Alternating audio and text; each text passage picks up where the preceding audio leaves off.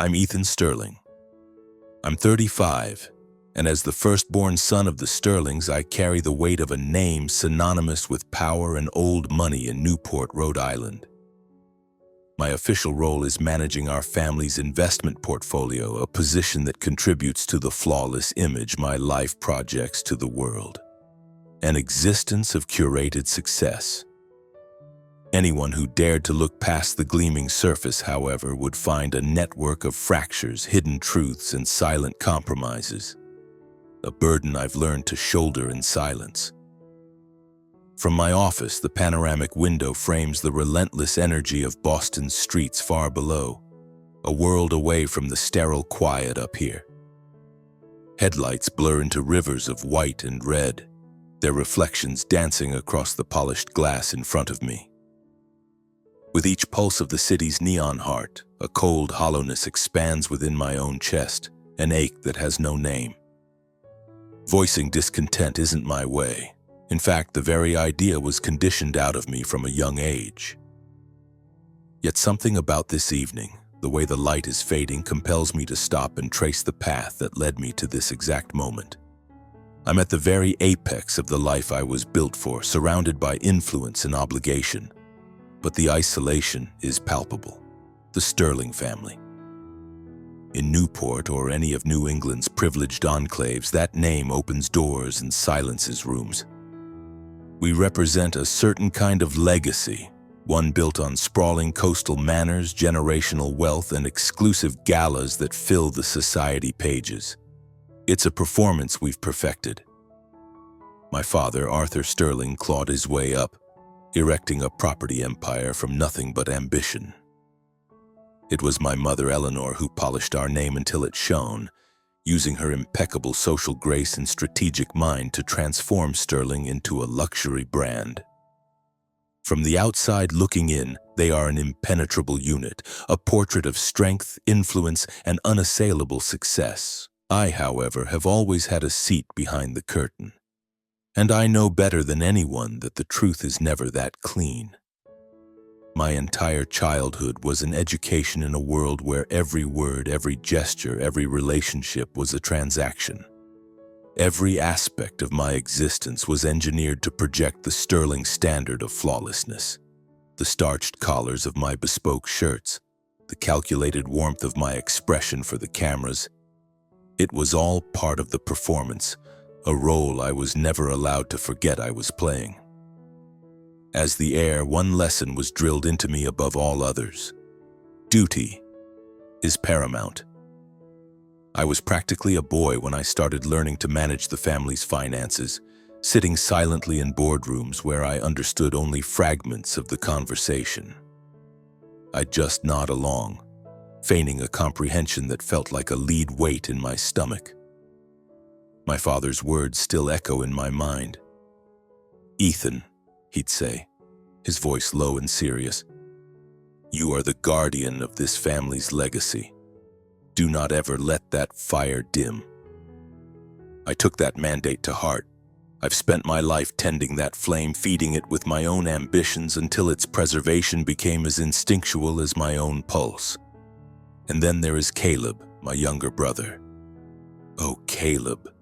Just the thought of his name brings a complicated mix of exasperation and a strange, protective fondness that I hate to admit. At 28, Caleb is the living embodiment of defiance. If my life is a meticulously controlled burn, his is a wildfire, a hurricane of impulse that leaves chaos in its wake. He has the kind of effortless charm and devastating smile that makes people forgive him for almost anything.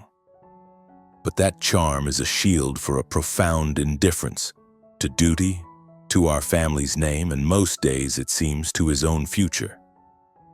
His existence is a blur of late nights that bleed into morning, high-stakes card games, and a revolving door of relationships so transient I gave up learning their names years ago.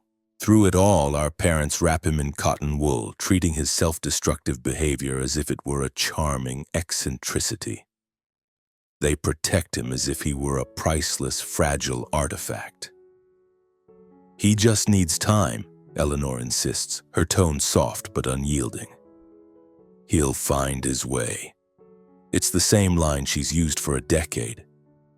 But we both know the truth, even if she won't admit it out loud. Caleb's problem isn't youth. It's a hollowness that no amount of time can fill.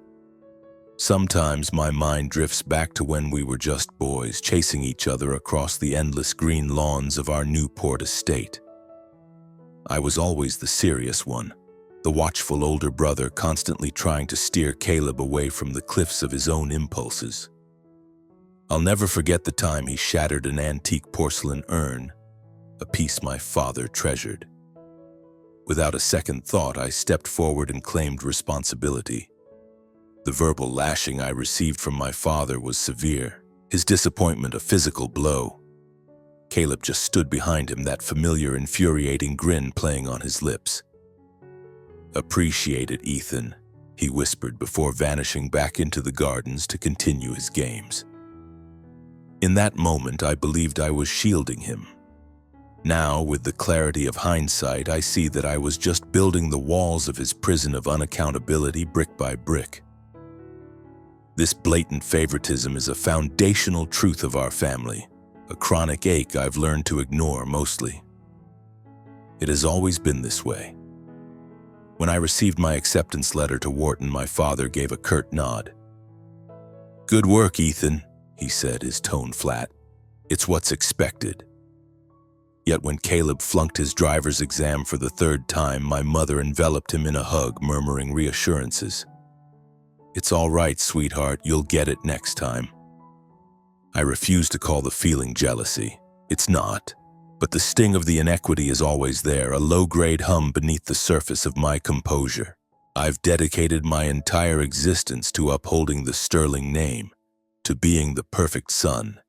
Yet the unconditional warmth and affection I crave is something my parents seem to reserve only for him.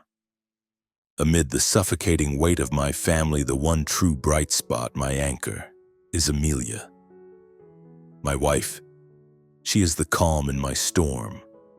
At 34, she's a brilliant cardiologist at one of Boston's top hospitals, a world away from the gilded cage I grew up in. Amelia is not from our circle, and that is precisely what drew me to her. Her values are real, her compassion genuine. Our paths crossed 6 years ago at a hospital fundraiser our family was sponsoring. The memory of that night is still so vivid. She entered the ballroom in a dress of deep sapphire blue, simple but profoundly elegant.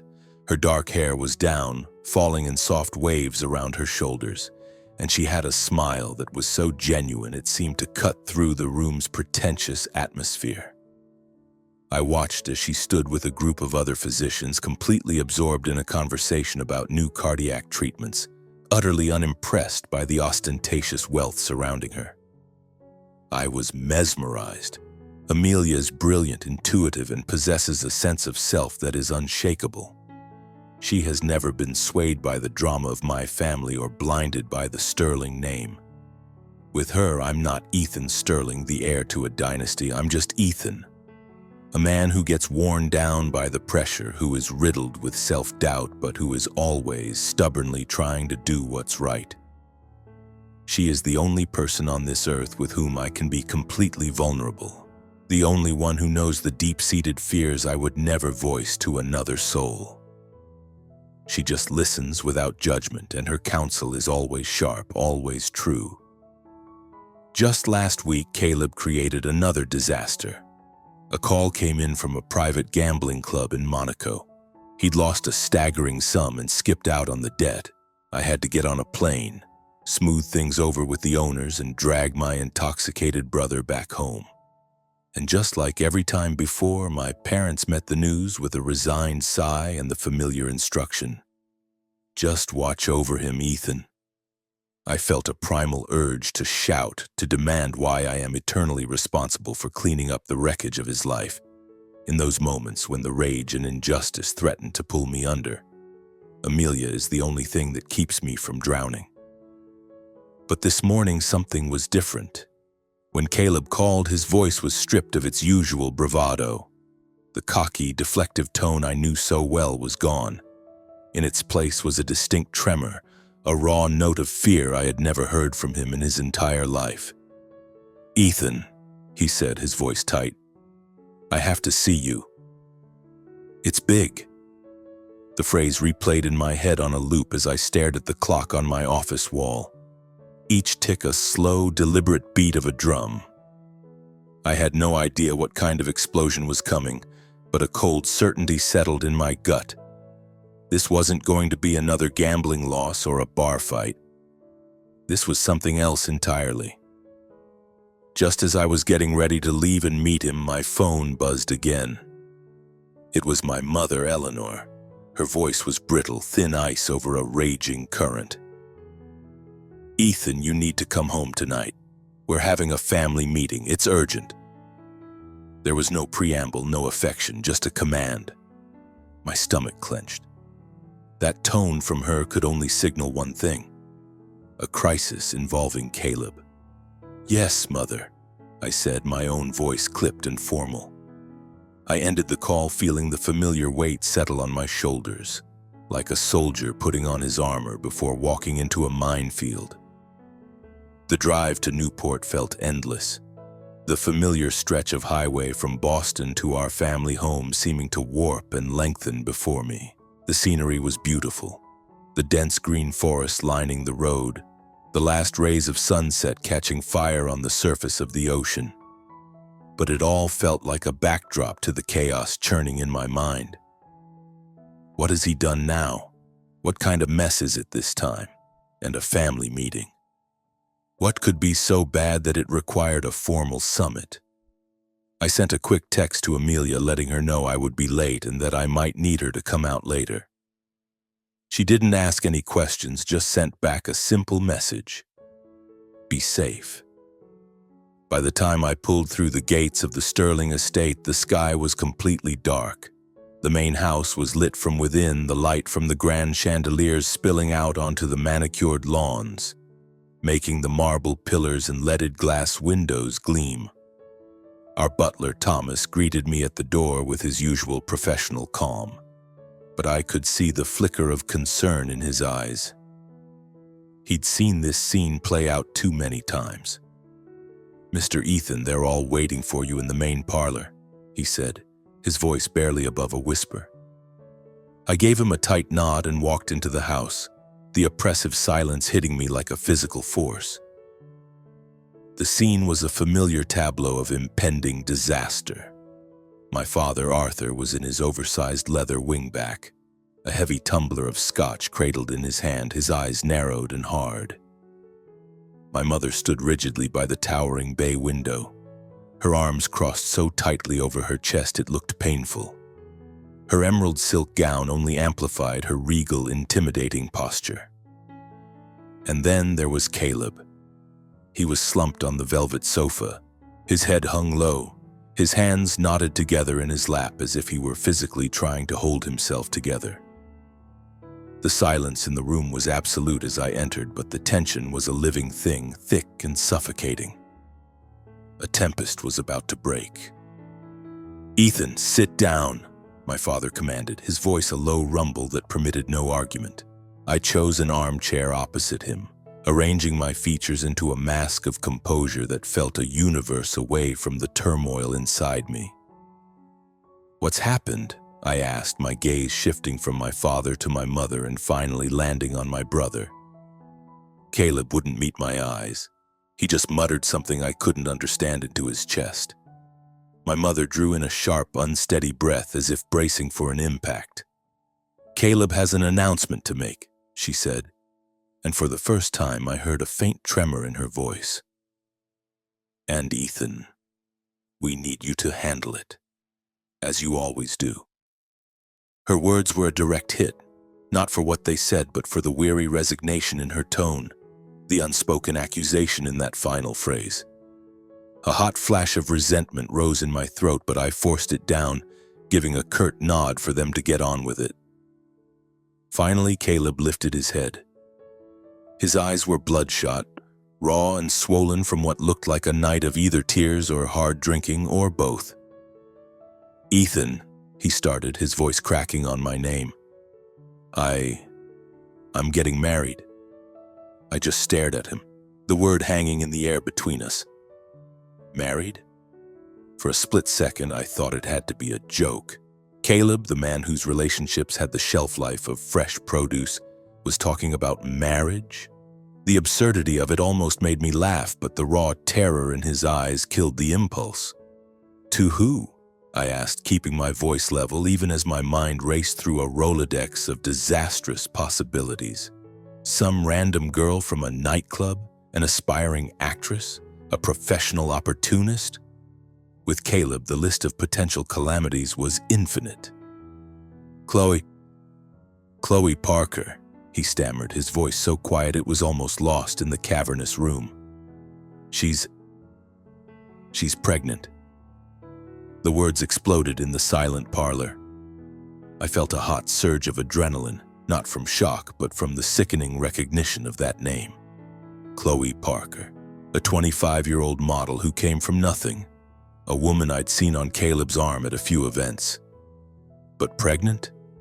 That wasn't just a mess. That was a Category 5 hurricane aimed directly at our family. My father slammed his glass down on the mahogany side table, the sharp crack echoing like a gunshot in the tense silence. Pregnant, he seethed, his voice a low growl of fury. Out of wedlock. Do you have any concept of the scandal this will bring down on this family, Caleb? My mother moved to his side, placing a restraining hand on his arm, but her expression was just as glacial. We will manage this, Arthur, she said, her voice firm, slicing through the tension. But we need a strategy. And then, as if on cue, 3 pairs of eyes, my father's, my mother's, and Caleb's, all swiveled to face me. The weight of their collective expectation was a physical pressure. Ethan, my mother said, her tone leaving no room for discussion. You will handle this. You know how to contain these things. Every fiber of my being wanted to scream, to finally say that I was done, that I would not spend one more minute of my life cleaning up after him. But the words wouldn't come. The sterling reputation, the legacy. It was a cage I had helped build and was now trapped inside. I heard myself give a single mechanical nod. Caleb, taking this as his cue, began to speak again, his voice cracking with desperation. He explained that Chloe had confronted him a week ago. She was 4 months along and her demand was simple: marriage. The alternative was a full-scale media assault, a public spectacle that would drag the Sterling name through the mud. She told me she has evidence, Caleb mumbled, staring at the floor. Photos, our text messages, and everything. I stared at him, my gaze boring into him, trying to find a flicker of genuine remorse beneath the sheer panic. Are you certain the child is yours? My question came out colder than I'd intended. Caleb flinched, then gave a weak, miserable nod. That's what she says, and yeah, I think it is. I had to physically restrain myself from grabbing him by the shoulders and shaking him, from screaming at him for his reckless stupidity. But I held my tongue. It was pointless. My mother, now back in control, spoke with a chilling pragmatism. There will be a wedding, a large one. It must look planned, celebrated, not like a shotgun affair. No one can suspect this was anything but a joyful choice. Her eyes found mine again. Ethan, you will manage the arrangements, the venue, the invitations, the press strategy. We will present this as the society event of the season, just like any other Sterling celebration. The injustice of it all washed over me in a hot, suffocating wave. Of course, it would fall to me. It always did. But the protest died on my lips before it could ever form. Fine, I heard myself say. I'll take care of it. My father's expression softened almost imperceptibly, a silent acknowledgement of the burden he was once again placing on me. Caleb just kept his head bowed, the picture of pathetic relief, knowing he had successfully passed his catastrophe into my hands. Driving back to Boston that night, my thoughts were a chaotic storm. a shotgun wedding, an heir I didn't know we had, a looming public relations nightmare. It felt like I was single-handedly holding up a collapsing building. When I finally walked through the door of our apartment, Amelia was there, curled up on the couch. She had a glass of red wine in one hand and a medical textbook in the other, and the sight of her was the only calm I'd felt all day. She looked up from her book, her intelligent eyes immediately registering the tension in my posture. "Ethan, what's wrong?" she asked, setting her things aside and rising to wrap her arms around me. The simple comfort of her embrace was enough to make the dam break. I told her everything, about Caleb, about Chloe and the pregnancy, about the sham wedding I was now expected to orchestrate.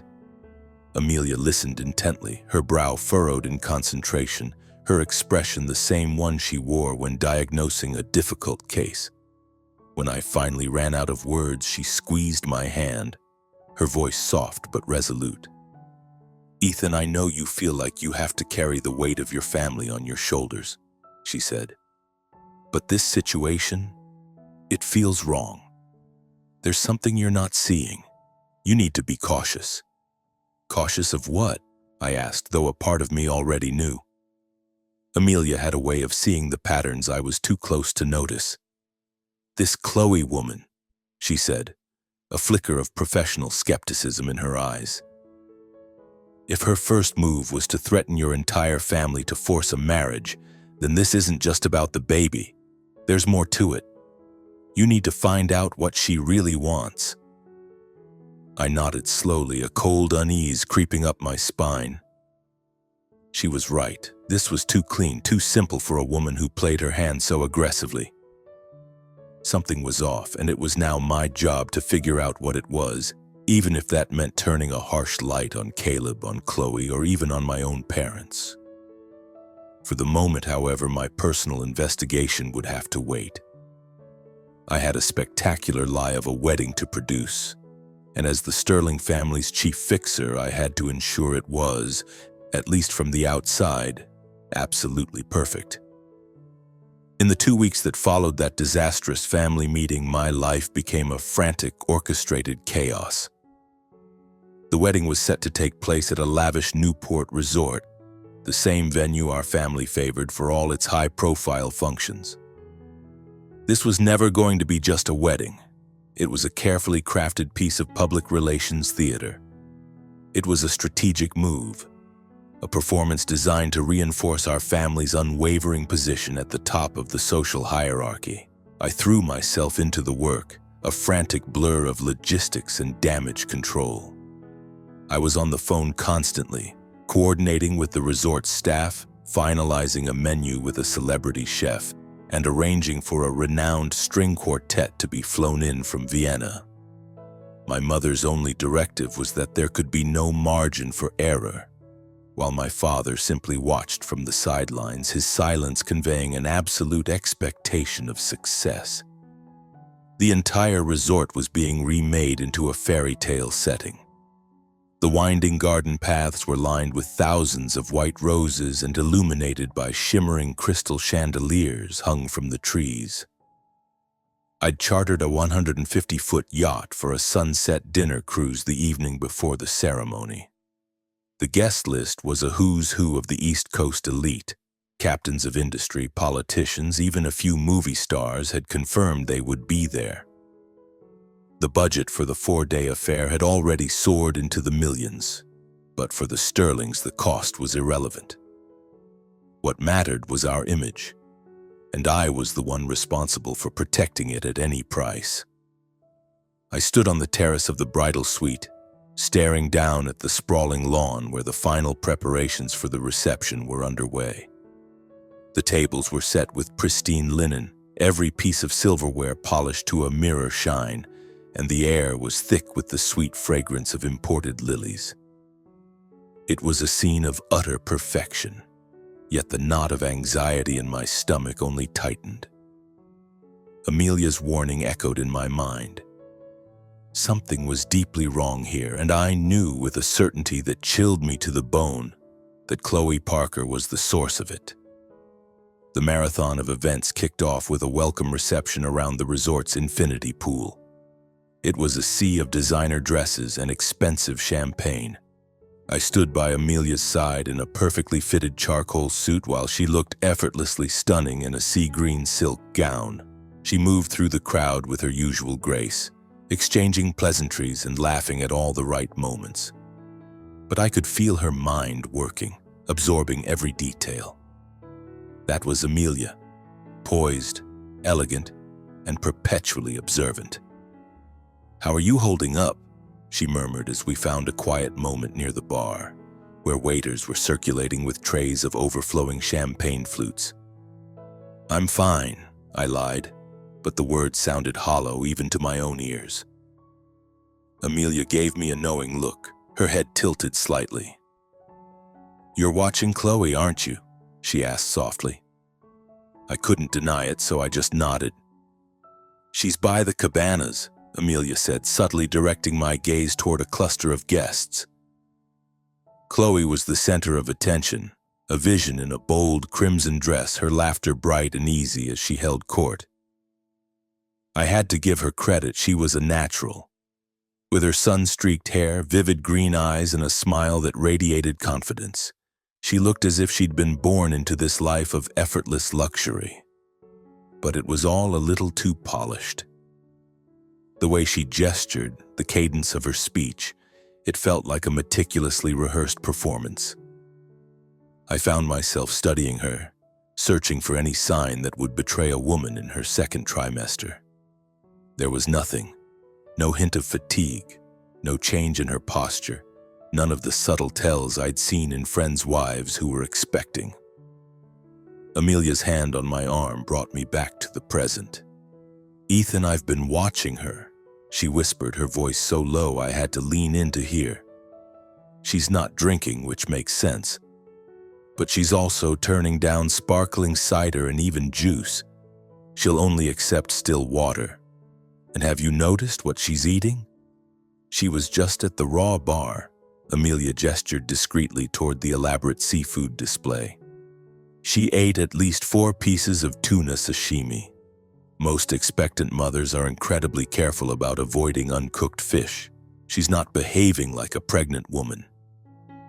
I frowned, trying to make sense of it. Maybe she doesn't know any better, or she's just not being careful, I offered. But the explanation felt flimsy. Amelia shook her head, her expression serious. "No, Ethan, it's more than that. I'm a physician. I see pregnant patients every single day. She has none of the physical signs, no weight gain, no visible exhaustion, nothing. And look at the way she keeps touching her stomach. It's like a prop." My eyes followed hers back to Chloe. She was in the middle of a story, one hand placed delicately on her abdomen in a classic maternal pose. A few of my mother's friends were gathered around her, cooing about the baby, and Chloe was playing her part to perfection. "Oh, the little one is so active already," she exclaimed, her voice a pitch too high. "Always kicking." Amelia was right. It was a performance, a caricature of pregnancy. The way she deflected direct questions about her due date, the theatricality of it all, it was a series of flashing warning signs. The next evening after the yacht cruise, Amelia and I escaped the suffocating festivities for a few minutes and walked through the resort's gardens. Moonlight silvered the leaves of the rose bushes, and the rhythmic sound of the ocean was a welcome relief from the forced chatter. I held her hand tightly, feeling her presence as the only solid thing in a world of illusion. "She's faking it, Ethan," Amelia said, her voice quiet but certain. There was no hesitation, no room for doubt. "I don't know how, but I am almost positive she is not pregnant." I let out a long, weary breath and kneaded my temples. But if she is lying, what's the end game? Why go to all this trouble just to marry Caleb? What could she possibly want from this? Amelia met my gaze, her expression a mix of sympathy and steely resolve. Money, status, access, and maybe it's a form of revenge for something we don't even know about. It could be anything, Ethan, but you have to get to the bottom of it. If this is some kind of elaborate con, she's not just using Caleb, she's playing your entire family. I nodded, the weight on my chest growing heavier. As much as I didn't want to believe it, as much as I wanted this nightmare to be a straightforward problem I could solve with money and logistics, I knew Amelia's intuition was almost never wrong. I had to watch more closely, start probing for the cracks in Chloe's story. My first attempt was with Caleb, but it was like trying to reason with a brick wall. "Ethan, just drop it," he snapped when I cornered him during the dinner cruise. "Chloe says she's pregnant. I believe her, and that's the end of it." "You believe her?" I shot back, my voice sharper than I'd meant it to be. "Caleb, you don't even know when she's supposedly due. Have you asked for her doctor's name? Have you seen a single ultrasound photo?" He glared at me, his eyes flashing with a mixture of fury and desperation. "Why do you have to question everything? Why can't you just leave me alone for once?" He stormed off before I could respond. I wanted to scream after him that I was doing this for him, to protect the family he seemed so determined to destroy. But I just turned and walked away, the familiar feeling of frustration and helplessness washing over me. He would never change, and I would always be the one left to pick up the pieces. By the morning of the third day, the day of the actual wedding, my nerves were frayed to the breaking point. Chloe emerged for the ceremony looking like a storybook bride. She was wearing a magnificent white gown with a cathedral-length train that trailed behind her, her face obscured by a delicate lace veil that danced in the sea breeze. She was the picture of innocence, a blushing bride from a fairy tale. But when our eyes met for a brief moment, the look in hers, cold, sharp, and utterly calculating, sent an involuntary shudder through me. I went through the motions of my duties, overseeing the final details, ensuring every part of the production was flawless. But my mind was a vortex of suspicion. As the ceremony began, Amelia, standing next to me, leaned in close. "Ethan," she whispered, her voice urgent, "I did some checking. Chloe told your mother she's been seeing an OB/GYN at Mass General. I have a friend who's a senior administrator there. I called her. They have no patient on file named Chloe Parker." My head whipped around to face her, my pulse hammering in my ears. "Are you sure?" Amelia's nod was firm. 100%. "Ethan, she is lying about everything. We have to figure out what's going on before this charade becomes legally binding." I looked back at the altar, where Chloe was now clutching Caleb's arm, beaming out at the crowd. But her smile didn't reach her eyes. It was a mask, a performance for the audience. A wave of cold dread washed over me. Amelia was right. This whole thing was a lie, and I was not going to let this woman drag my family and my brother into her scheme. I squeezed Amelia's hand, my decision made. "Tonight," I murmured, my voice low and determined, "we're going to confront her. This ends tonight." The third day of the wedding festivities at the Newport Resort was a blur of performative opulence. The welcome reception had just wound down, leaving behind a glittering field of abandoned champagne flutes and the lingering scent of expensive perfume on the sea breeze. Our guests, a curated collection of New England's most powerful and famous, were still basking in the reflected glow of the sterling name, oblivious to the drama unfolding behind the scenes. But I couldn't pretend. I couldn't get lost in the illusion I had so carefully constructed. Every polite smile I offered, every hand I shook felt like a lie, a thin veneer over the chaos churning inside of me. For 3 days, Amelia and I had been observing Chloe, and my wife's initial suspicions had solidified into my own cold certainty. I took a steadying breath, trying to force my racing thoughts into some semblance of order. I still couldn't fully wrap my head around the idea that this entire wedding was built on a lie, but the evidence was becoming impossible to ignore. And Caleb, my brother, the person I had spent a lifetime shielding from consequences, might be complicit in something far more damaging than I could have ever conceived. "Okay," I said, my voice firm with a resolve I didn't entirely feel. "Let's do this now." I found a member of the hotel staff and asked him to discreetly invite Chloe to one of the private conference rooms on the lower level, using the excuse that we needed to review a last-minute change to the seating chart. Amelia and I went ahead to the room, a quiet wood-paneled space dominated by a long mahogany table. The air was still and cool, but my heart was hammering against my ribs. I felt like I was walking onto a battlefield, completely unsure of the outcome. Chloe arrived a few moments later, still wearing the stunning crimson gown from the reception. Her smile was radiant, but I could see a flicker of caution in her eyes. "Ethan, Amelia," she said, her voice like warm molasses. "Is everything all right? I thought we were all set for the big day tomorrow." "Please have a seat, Chloe," I said, indicating a plush armchair across the table. She sat, her smile never wavering, but I saw her fingers tighten on the fabric of her dress, a small crack in her perfect facade. Amelia stood beside me, her posture calm and professional, her gaze steady and analytical, like a surgeon assessing a patient before the first incision. "Chloe," I began, forcing my voice to remain even, a stark contrast to the storm inside me. "We need to talk about the baby." Her smile wavered just for a fraction of a second, but it was enough. We were on the right path. "The baby?" she repeated, her voice a shade too high. "What about it?"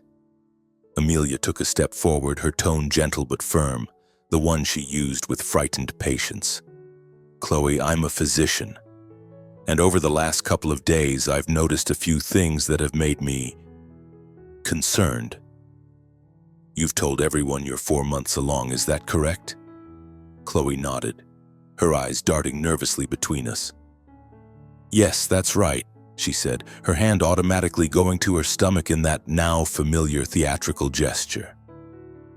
"Well," Amelia continued, her voice never losing its calm authority, "it's just that for someone in their second trimester, you're not exhibiting any of the typical physical signs.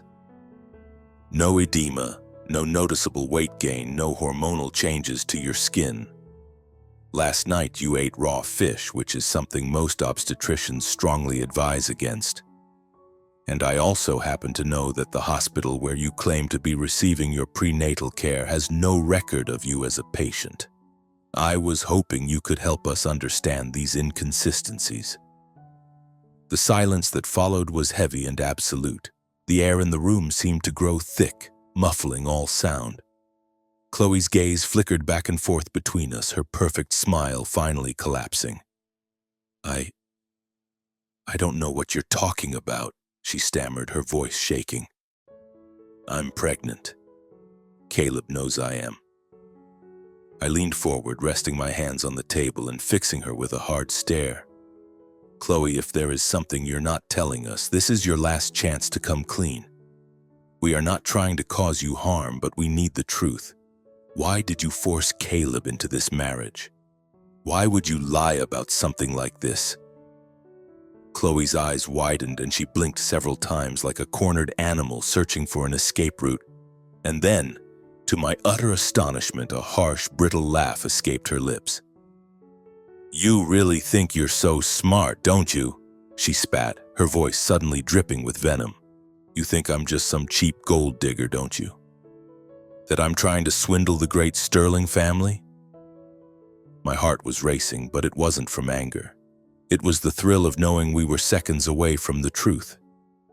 "If that's not what this is, then tell us what's really going on," I pressed, my voice unyielding. "Why, Chloe, why this elaborate deception?" Her head dropped and her shoulders began to shake. For a moment, I thought she was about to break down in tears. But when she looked up again, her eyes were blazing, not with guilt, but with a profound, searing pain. "You want the truth?" she asked, her voice thick with emotion. "Fine. I'm not pregnant. I was never pregnant. The admission landed like a physical blow. I felt the air leave my lungs. Beside me, Amelia remained outwardly composed, but I saw her clench her fists, her knuckles turning white. Then why? I asked, my own voice barely a whisper. Why would you do all of this? Chloe took a ragged breath, steeling herself. 2 years ago, she began, her voice trembling with the weight of the memory. Caleb and I, we had a baby. Or we were going to. I was pregnant for real. But Caleb, he panicked. He told me it would destroy his life, that he wasn't ready. He pressured me, and I loved him, so I did what he asked. I had an abortion. Her voice broke. But something went wrong. There were complications. The doctors told me I can never have children now. Her story was a cascade of raw, unfiltered agony. I felt the blood drain from my face. Caleb, my brother. I knew he was selfish and irresponsible, but this was a level of cruelty I hadn't known he possessed. Beneath the table, Amelia's hand found mine, her grip a lifeline keeping me grounded. Chloe, Amelia said, her voice filled with a quiet, genuine compassion. I am so sorry that happened to you, but I still don't understand. Why fake a pregnancy now? Why force him to marry you? Chloe looked at us, the tears finally overflowing and carving tracks through her makeup. Because he ruined my life, she choked out, her voice a raw blend of anguish and rage. Even after what happened, Caleb would still show up at my apartment, usually drunk, use me, and then disappear for weeks, treating me like I was disposable. I lost everything because of him. The chance to ever be a mother, my career, my dignity, everything. I decided that if he wouldn't take responsibility for what he'd done, I would force him to. I knew the one thing your family values more than anything is its reputation. So I gave him an ultimatum, and it worked. I was stunned into silence, unable to process the sheer ugliness of it. Every careless act, every selfish decision Caleb had ever made suddenly coalesced into this one monstrous betrayal.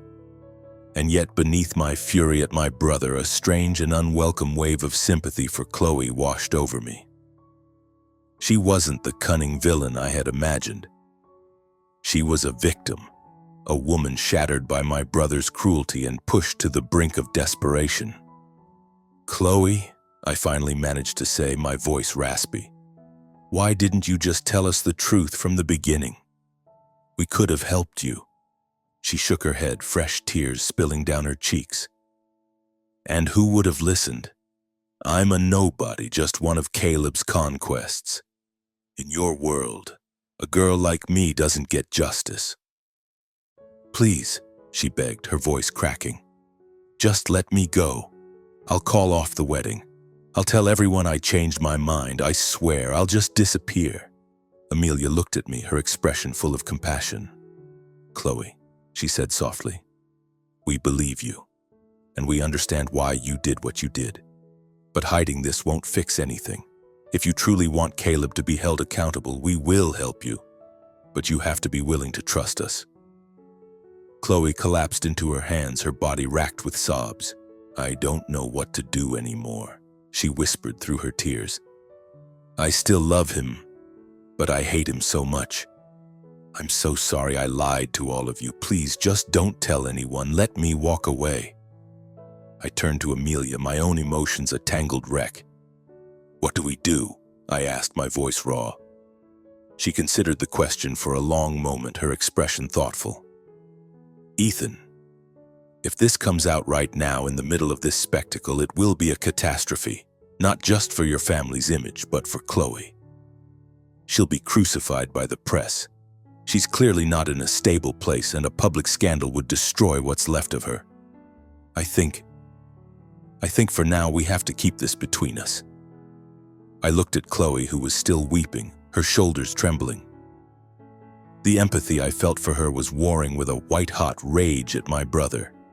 He hadn't just destroyed this woman's life. He had once again made his disaster my problem to solve. But Amelia was right. A public explosion would create more victims, not solutions. I needed to find a way to shield the family from the fallout while simultaneously forcing Caleb to finally face the consequences of his actions. "Chloe," I said, my voice gaining a firmness I didn't feel. "I won't say anything. Not yet, but I don't want you to leave." She looked up, her tear-streaked face etched with confusion. "What are you talking about?" she whispered. "I want you to go through with the wedding tomorrow," I said, the words feeling heavy and foreign in my mouth. "Not for Caleb, not to protect him. I want you to do it so that he is forced every single day to look at what he did. If you run, he gets away with it, just like he always does. I want him to marry you, to live with the choices he made, and to finally learn what accountability means. But I give you my word," I added, meeting her gaze, "I will not let my family harm you. You will be protected." Chloe just stared at me, her expression a mixture of disbelief and a fragile, burgeoning hope. "You'll really keep this a secret?" she asked, her voice shaking. "You won't tell your parents?" I nodded, the act feeling like a betrayal of my own principles. "For now. After the wedding is over, I will deal with Caleb. I will make him face what he did. And I will make sure you are safe, Chloe, I promise."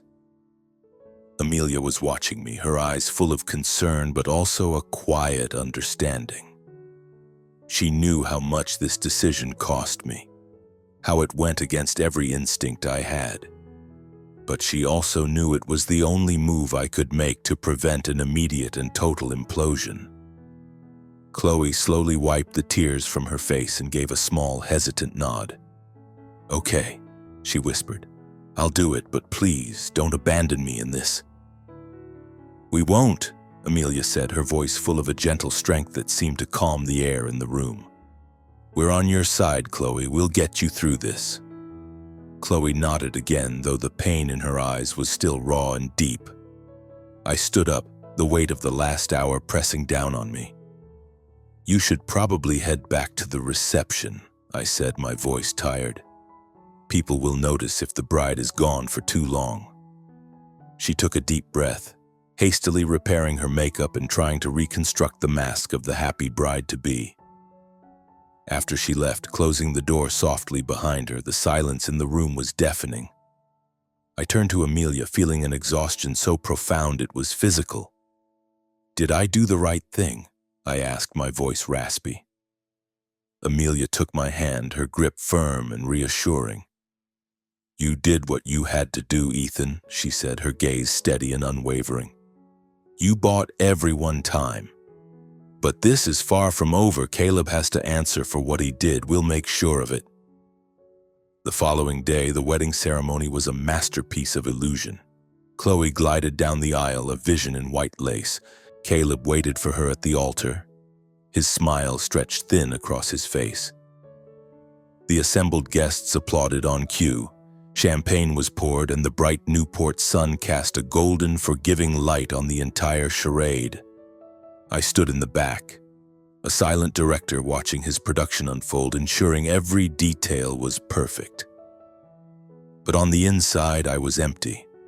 Amelia was next to me, her hand a warm, steady presence on my arm, a silent promise that I wasn't in this alone.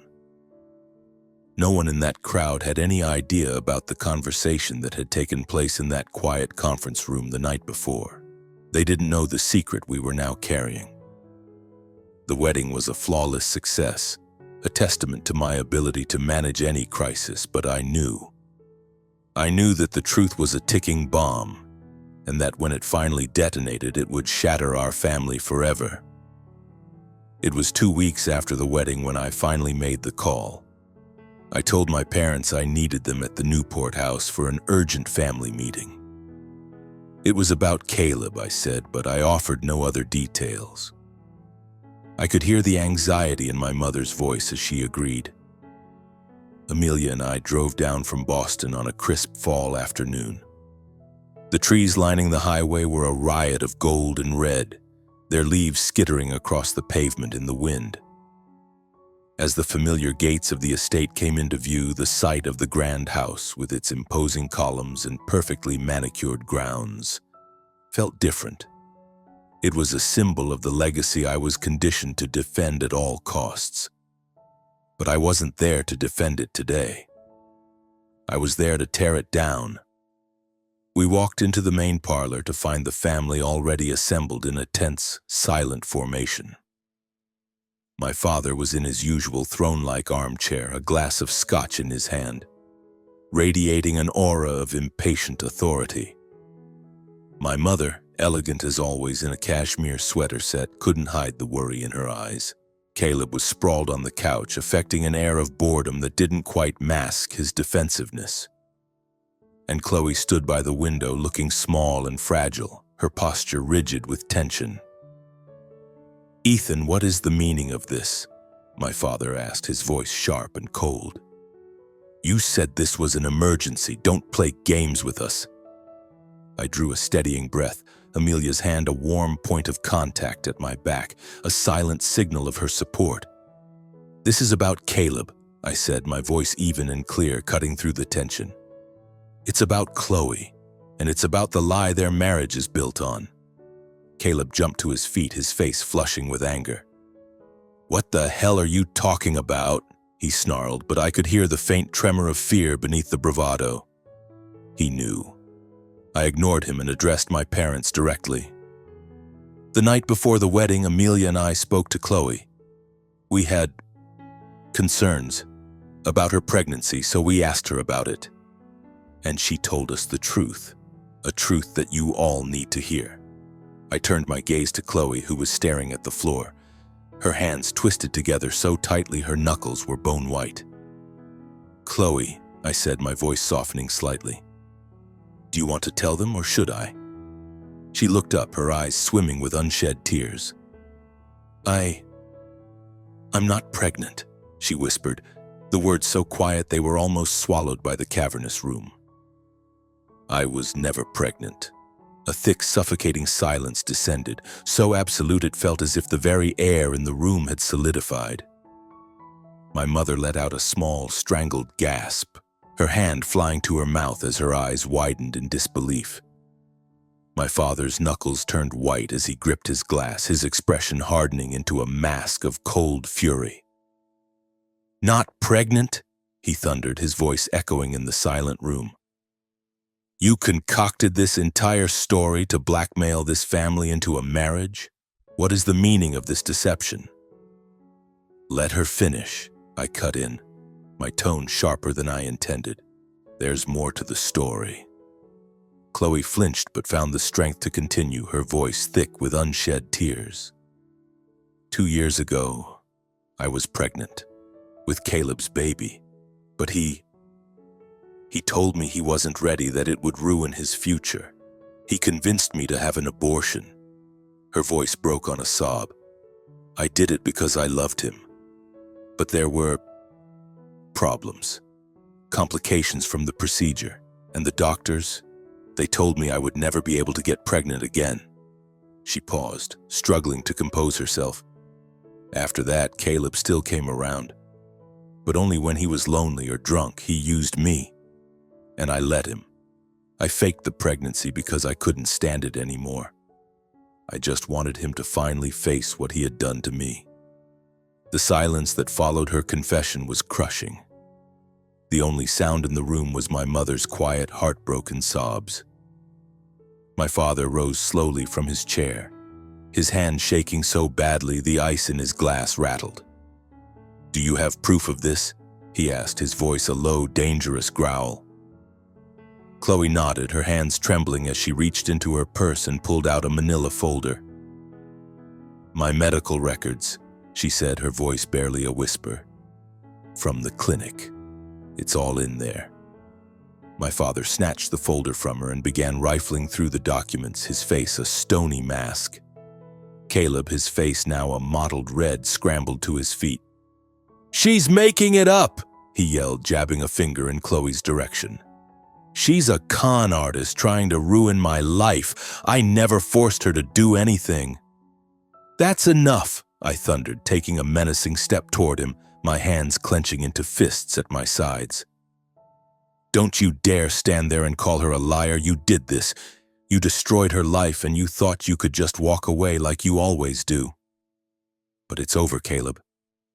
This time, you're not getting away with it." My mother turned to me, her face streaked with tears. "Ethan, why?"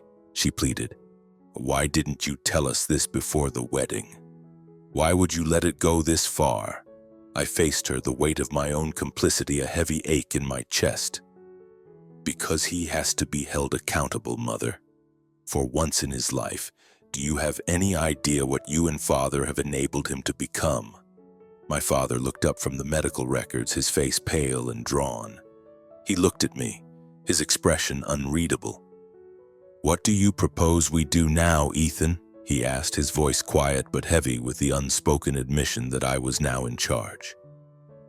I took a deep breath, knowing my next words would irrevocably alter the course of our family. "Caleb needs to face the consequences," I said, my voice hard as steel. "He needs to make this right with Chloe. Whether that means staying in this marriage and truly committing to it or finding some other way to genuinely atone for the damage he's caused, I don't care. But his free ride is over. And Chloe is to be protected. She will not be cast aside or slandered. She has been through enough." Chloe looked at me, her eyes wide with a mixture of fear and a fragile, dawning gratitude. "Thank you," she whispered, the words barely audible. The meeting dissolved after that, ending not with a solution but with the unspoken understanding that nothing would ever be the same. Driving back to Boston with Amelia that night, a profound sense of exhaustion settled over me. But beneath it, for the first time in a long time, there was a quiet feeling of release. The truth was finally in the open. The fallout would be messy and painful, but for the first time it felt like we were moving towards something real. Something just. For Chloe's sake and for my own. The weeks after that explosive meeting in Newport were tense and suffocating. My parents, who had spent their entire lives cultivating an image of impenetrable perfection, were now grappling with a sordid reality they couldn't script or control. My mother called me almost daily, her voice vacillating between grief and fury. "Ethan, why did you have to bring all of this into the light?" she asked during one particularly painful call, her voice choked with tears. "We could have managed this discreetly." I wanted to tell her that their brand of discreet management was precisely what had created this monster, but I bit my tongue. I knew she was grieving the idealized version of her son, and that process would take time. My father was a different story. He was colder, more distant. He never said it out loud, but the look in his eyes the last time I saw him spoke volumes. He was disappointed, not just in Caleb, but in me, for having the audacity to pull back the curtain and expose the ugliness behind our family's pristine image. Our relationship, already formal, became glacial. Family gatherings were exercises in strained silence. But I didn't regret my choice. For the first time in my adult life, I felt like I had acted not as the guardian of the sterling name, but as a man of integrity. Caleb predictably remained defiant. About a week after the confrontation, he called me, his voice shaking with rage. "You destroyed my life, Ethan," he spat into the phone. "That woman is a manipulative liar, and you chose to believe her over your own brother." I took a slow, calming breath, determined not to let him bait me. "Caleb, you're the one who did the hurting," I said, my voice low and steady. "It's time for you to own it." He slammed the phone down. A few days later, my mother called to inform me that Caleb had hired a divorce attorney and was planning to file immediately. He was still convinced he could simply erase his mistakes. But for the first time in his life, my parents held the line. In a closed-door meeting, one to which I was pointedly not invited, they delivered their terms. "You will remain married to Chloe for a minimum of 2 years," my father told him. his tone, according to my mother, leaving no room for negotiation. You created this situation and you will not be allowed to simply walk away from it. If you file for divorce before then, Chloe will receive a settlement that will significantly impact your inheritance. This is not a discussion, Caleb. It is a directive. Hearing my mother recount the conversation, I felt a flicker of something that might have been hope. Maybe, just maybe, they were finally beginning to understand that their years of indulgence had forged a man utterly devoid of a moral compass. Throughout this period, Chloe remained in seclusion. My parents had set her up in a discreet apartment in the city, but she made no public appearances. I saw her only once, for coffee at a small cafe near Amelia's hospital. She looked worn out, but the frantic desperation in her eyes was gone, replaced by a quiet exhaustion. "Thank you, Ethan," she said, her voice soft but genuine. "I don't know what would have happened to me if you and Amelia hadn't stepped in." I just nodded, at a loss for words. I couldn't undo the damage my brother had caused, but I prayed that she would eventually find a way to heal. About a month after that, Amelia and I were walking on the beach near our home when an idea that had been quietly taking shape in my mind finally surfaced. "I've been thinking," I said, stopping to look out at the gray, churning water. "I want to start a foundation. I want to create an organization that provides legal and financial support for women who have been victimized in relationships. Women like Chloe," I explained. "I need to do something that matters, Amelia. Not just as a way to make amends for what my family did, but to build something positive out of all this wreckage." Amelia stopped walking and turned to face me, her eyes bright with an emotion I couldn't quite name. "That is a beautiful idea, Ethan," she said, her voice full of warmth. "And I will be right there with you, every step of the way."